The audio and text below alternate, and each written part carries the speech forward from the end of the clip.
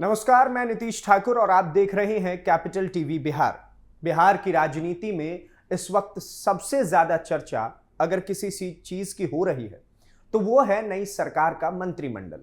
लेकिन वजह सिर्फ राजनीतिक समीकरण नहीं है, बल्कि वजह है इस नई कैबिनेट में शामिल मंत्रियों की दौलत।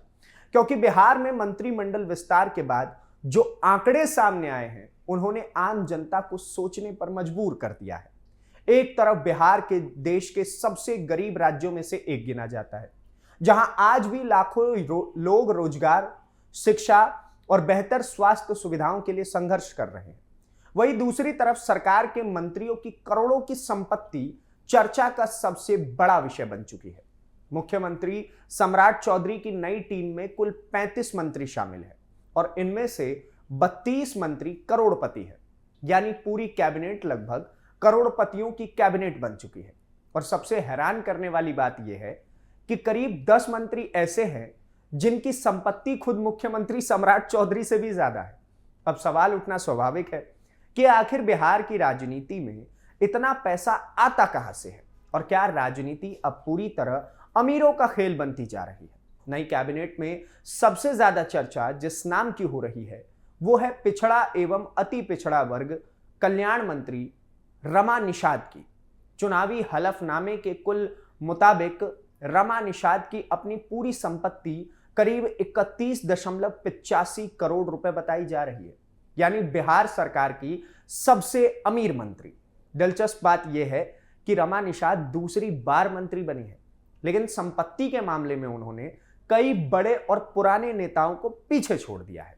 अब राजनीतिक गलियारों में चर्चा यही है कि आखिर इतनी बड़ी संपत्ति कैसे बनी। रमा निषाद के बाद दूसरे नंबर पर है समाज कल्याण मंत्री श्वेता गुप्ता। उन्होंने अपनी कुल संपत्ति करीब 29.24 करोड़ रुपए घोषित की हुई है। पहली बार विधायक बनी श्वेता गुप्ता सीधे मंत्री पद तक पहुंच गई और अब उनकी संपत्ति भी चर्चा में है। जेडीयू कोटे से मंत्री बनी श्वेता गुप्ता बिहार की राजनीति में तेजी से उभरता चेहरा मानी जा रही है। लेकिन जनता के बीच सवाल यह भी है कि पहली बार राजनीति में आने वाले नेताओं के पास इतनी बड़ी संपत्ति आखिर कैसे होती है। नई कैबिनेट के आंकड़ों में सबसे चौंकाने वाली बात महिला मंत्रियों की संपत्ति को लेकर सामने आई। आंकड़ों के मुताबिक बिहार सरकार की महिला मंत्रियों की औसत संपत्ति पुरुष मंत्रियों की तुलना में लगभग 5 गुना ज्यादा है, यानी बिहार की महिला नेता इस मामले में पुरुष नेताओं से काफी आगे निकल चुकी है। अब इसे महिला सशक्तिकरण कह दिया जाए, राजनीतिक सफलता कहा जाए या फिर राजनीति में बढ़ती आर्थिक ताकत, इस पर चर्चा तेज हो गई है। खाद्य एवं आपूर्ति मंत्री अशोक चौधरी करीब 22.39 करोड़ रुपए की संपत्ति के साथ तीसरे सबसे बड़े अमीर मंत्री हैं। अशोक चौधरी लंबे समय से बिहार की राजनीति में सक्रिय हैं। कांग्रेस से जेडीयू तक उनका सफर काफी दिलचस्प रहा है। कई महत्वपूर्ण विभाग संभाल चुके हैं। अशोक चौधरी हमेशा सत्ता के केंद्र में रहे हैं। अब जब उनकी संपत्ति के आंकड़े सामने आए हैं तो राजनीतिक विरोधी सवाल पूछ रहे हैं कि आखिर बिहार की राजनीति नेताओं को अमीर इतना ज्यादा कैसे बना देती है। इसके अलावा विजय सिन्हा, दिलीप जायसवाल, बुलो मंडल और कई दूसरे मंत्रियों ने भी करोड़ों रुपए की संपत्ति घोषित की है। यानी बिहार सरकार में मंत्री बनने के लिए राजनीतिक अनुभव के साथ साथ आर्थिक ताकत भी बड़ी भूमिका निभा रही है। दिलचस्प यह बात है कि खुद मुख्यमंत्री सम्राट चौधरी की संपत्ति उनकी कैबिनेट के कई मंत्रियों से बहुत ज्यादा कम है। सम्राट चौधरी ने अपने चुनावी हलफनामे में करीब 6.38 करोड़ रुपए की संपत्ति घोषित की है, लेकिन उनकी ही सरकार में लगभग 10 मंत्री ऐसे हैं जिनकी संपत्ति उनसे ज्यादा है। परिवहन मंत्री दामोदर राउत के पास करीब 7.62 करोड़ रुपए की संपत्ति है। पथ निर्माण मंत्री कुमार शैलेंद्र ने लगभग 6.70 करोड़ रुपए की संपत्ति घोषित की है। वहीं लघु जल संसाधन मंत्री संतोष सुमन के पास करीब 6.10 करोड़ रुपए की संपत्ति बताई गई है। नगर विकास एवं आवास मंत्री नीतीश मिश्रा ने अपनी कुल संपत्ति करीब 5.98 करोड़ रुपए घोषित की है। नीतीश मिश्रा बिहार की राजनीति का बड़ा नाम माने जाते हैं और पूर्व मुख्यमंत्री जगन्नाथ मिश्रा के बेटे भी है। यानी बिहार की राजनीति में परिवारवाद और आर्थिक ताकत दोनों साथ साथ चलते दिखाई दे रहे हैं। अब सवाल सिर्फ संपत्ति का नहीं है, सवाल उस राज्य का है जहां आज भी लाखों युवा रोजगार के लिए दूसरे राज्यों में पलायन करते हैं। बिहार का शायद ही कोई ऐसा जिला हो जहां से युवा दिल्ली, पंजाब, हरियाणा, महाराष्ट्र या गुजरात काम की तलाश में ना जाता हो। गांवों में आज भी बुनियादी सुविधाओं की कमी है। शिक्षा व्यवस्था को लेकर लगातार सवाल उठते रहते हैं। सरकारी अस्पतालों की हालत किसी भी से छिपी नहीं हुई है। लेकिन दूसरी तरफ नेताओं की संपत्ति हर चुनाव में बढ़ती ही चली जा रही है और यही वजह है कि जनता के बीच अब यह चर्चा आम हो चुकी है कि राजनीति सेवा का माध्यम कम और पैसा कमाने का सबसे बड़ा जरिया ज्यादा बन चुका है। हालांकि यह भी सच है कि सिर्फ करोड़पति होना कोई अपराध तो है नहीं। लोकतंत्र में हर व्यक्ति को राजनीति में आने का अधिकार है, चाहे वो गरीब हो या फिर अमीर। कई नेता बिजनेस बैकग्राउंड से आते हैं, कई लोगों के पास पुश्तैनी संपत्ति होती है और कई लोग राजनीति में आने से पहले सफल कारोबारी भी रहते हैं। लेकिन सवाल तब उठता है जब जनता गरीबी से जूझ रही हो और नेता लगातार अमीर होते जा रहे हैं। बिहार की राजनीति हमेशा से सामाजिक न्याय, पिछड़ों, दलितों और गरीबों और किसानों की राजनीति कही जाती रही है। लालू यादव से लेकर नीतीश कुमार तक हर नेता ने खुद को गरीब का नेता बताया। लेकिन अब तस्वीर बदलती दिख रही है। आज राजनीति में वही व्यक्ति तेजी से आगे बढ़ रहा है जिसके पास मजबूत आर्थिक संसाधन हो। चुनाव लड़ना इतना महंगा हो चुका है कि आम आदमी के लिए राजनीति में जगह बनाना लगभग असंभव होता जा रहा है। आज एक विधानसभा चुनाव लड़ने में करोड़ों रुपए खर्च हो जाते हैं। चुनाव प्रचार, कार्यकर्ताओं की फौज, सोशल मीडिया, रैलियां, पोस्टर्स, गाड़ियां, सब कुछ इतना महंगा हो चुका है कि बिना आर्थिक ताकत के राजनीति में टिक पाना मुश्किल है। और यही वजह है कि धीरे धीरे राजनीति आम लोगों से दूर होती जा रही है।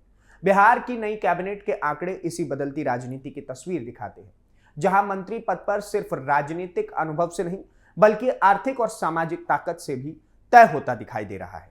इस पूरे मामले में सबसे ज्यादा चर्चा दो नामों की हो रही है। पहला रमा निषाद और दूसरी श्वेता गुप्ता, क्योंकि दोनों महिला मंत्री है और दोनों की संपत्ति कई बड़े नेताओं से ज्यादा है। राजनीतिक विश्लेषक इसे बिहार की राजनीति में महिलाओं की बढ़ती ताकत के रूप में भी देख रहे हैं। लेकिन विपक्ष सवाल उठा रहा है कि आखिर इतनी तेजी से नेताओं की संपत्ति कैसे बढ़ती है। विपक्ष का आरोप है कि राजनीति अब पूरी तरह पैसे वाले के कब्जे में रह रही है।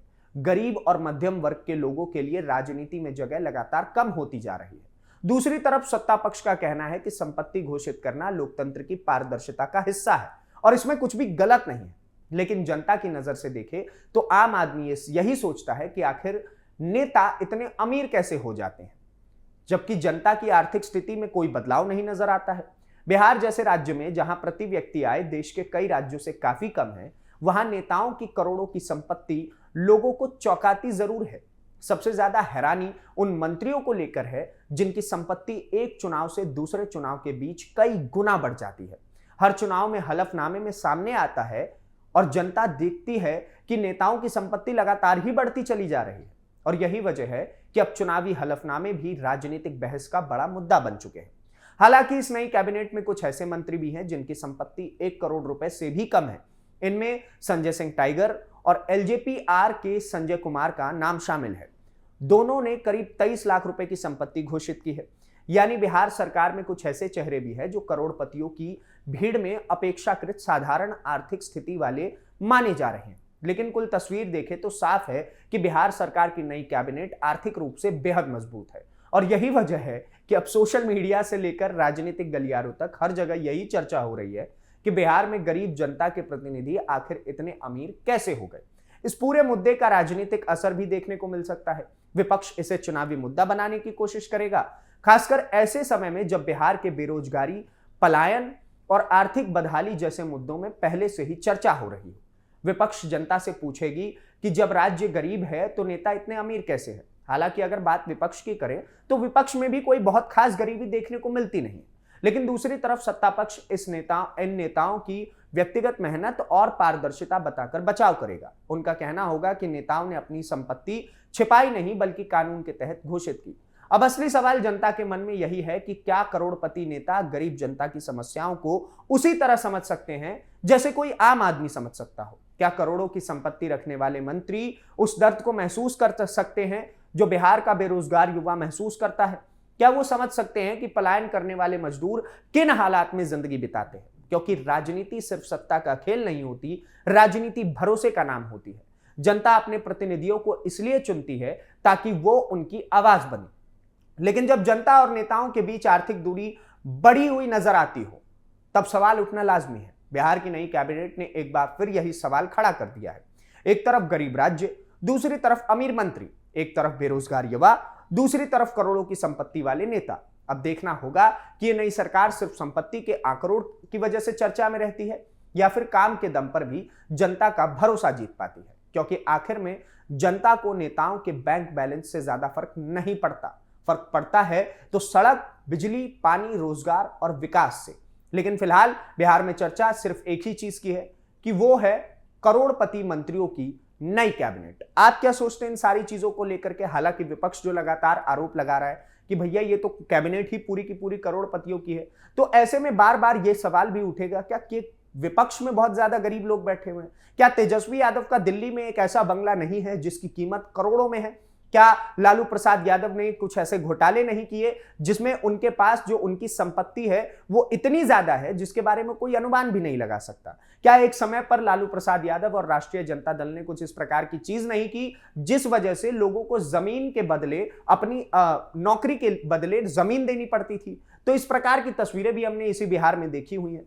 तो ना विपक्ष अमीर है और ना ही सत्ता पक्ष अमीर है, ना विपक्ष गरीब है ना सत्ता पक्ष गरीब है। ये सारा का सारा, पूरा का पूरा जो प्रोपेगेंडा है वो जनता को बेवकूफ बनाने का है। आप क्या सोचते हैं इस खबर को लेकर के? हमें कमेंट बॉक्स में जरूर बताइए और ऐसी ही वीडियोस को देखने के लिए कैपिटल टीवी बिहार को सब्सक्राइब कीजिए। धन्यवाद, नमस्कार, जय हिंद, जय बिहार।